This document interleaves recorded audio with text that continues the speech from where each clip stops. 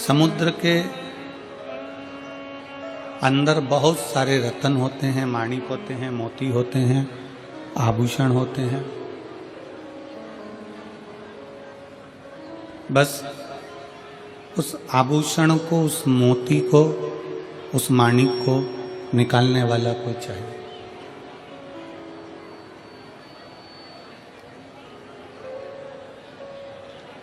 समुद्र में सब समाया है, समुद्र के अंदर सब कुछ है।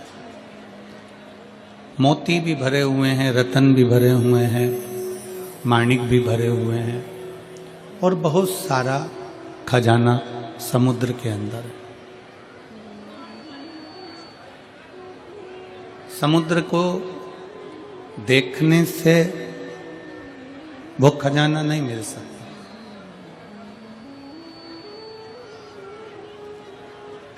समुद्र के तट पर घूमने से भी वो खजाना नहीं मिलेगा।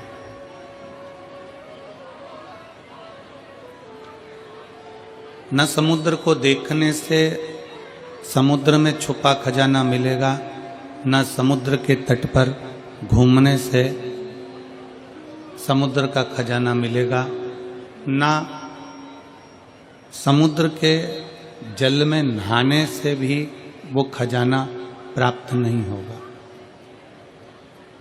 समुद्र के जल में नौका से विहार करने पर भी वो खजाना प्राप्त नहीं होगा।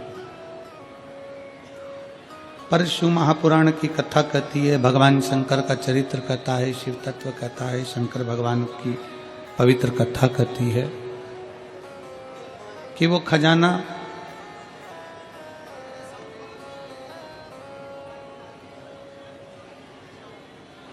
समुद्र के किनारे किनारे चलने से नहीं मिलेगा, नहाने से नहीं मिलेगा, नाव में विहार करने से नहीं मिलेगा, न समुद्र के किनारे पर घूमने से मिलेगा। पर शिव पुराण की कथा कहती है, जिसने समुद्र के अंदर डुबकी लगा ली, बिल्कुल छोर तक, एकदम तल तक, जिसने समुद्र के बिल्कुल तलातल तक डुबकी लगाई है, उसको रतन, मोती, माणिक अवश्य मिलता है।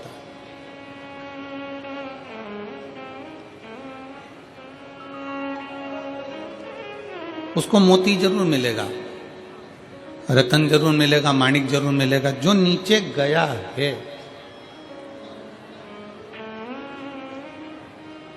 उसी तरह शिव महापुराण की कथा कहती है कि आप अगर कथा को केवल ऊपर ऊपर से श्रवण कर रहे हो, केवल यहाँ से सुनी, यहाँ से निकाल दी, बची कुची कपड़े में से झटकार दी और आज गला पकड़ रहा है आज का समय,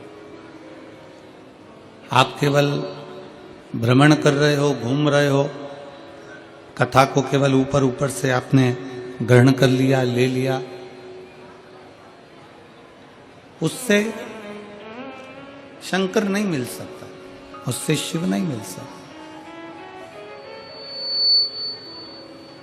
शंकर को प्राप्त करने के लिए, शिव महापुराण को प्राप्त करने के लिए शिव पुराण के अंदर प्रवेश करना पड़ेगा, शिव महापुराण के अंदर जाना पड़ेगा।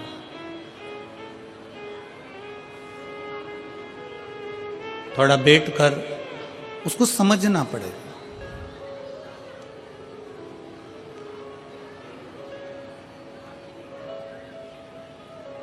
दुनिया के कई लोग ऐसे हैं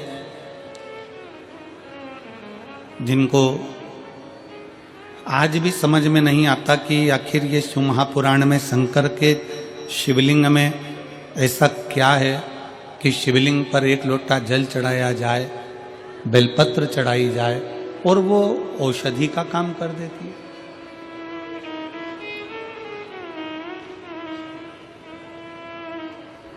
ऐसा शंकर भगवान की कथा में ऐसा क्या है कि जो दिल से श्रवण करने बैठता है, दिल से सुनने के लिए बैठता है और शंकर की कथा उसका भंडार भर देती है।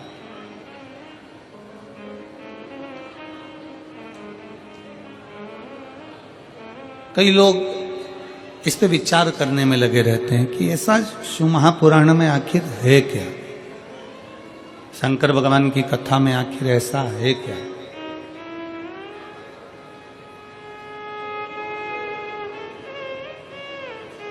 और फिर निवेदन है, कहानी कथा उसकी होती है जो संसार में है ही नहीं।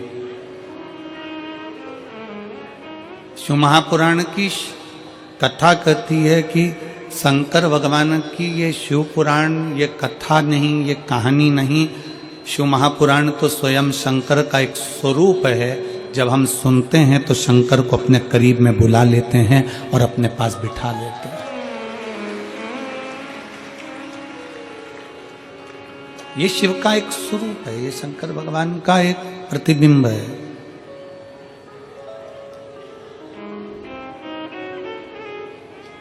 आप कथा सुनने के लिए नहीं आए हो, आप जितने भी कथा के पंडाल में बैठे हुए हो, भगवान शंकर की कथा को श्रवण करने के लिए बैठे हुए हो, जितने भी भगवान शंकर की पवित्र कथा का तत्व ग्रहण करने के लिए बैठे हो, आस्था चैनल के माध्यम से भी जितने भी शिव भक्त कथा को श्रवण कर रहे हैं, फेसबुक यूट्यूब के माध्यम से आप और हम कथा को सुन रहे हैं, तो ये मानकर चलना कि आप कथा सुनने के लिए नहीं बैठे, क्योंकि कथा उसकी होती जो यहाँ से गया हो। शंकर तो कंकर कंकर में समाया हुआ है, शंकर कहीं जाता ही नहीं है, वो तो अजर और अमर है।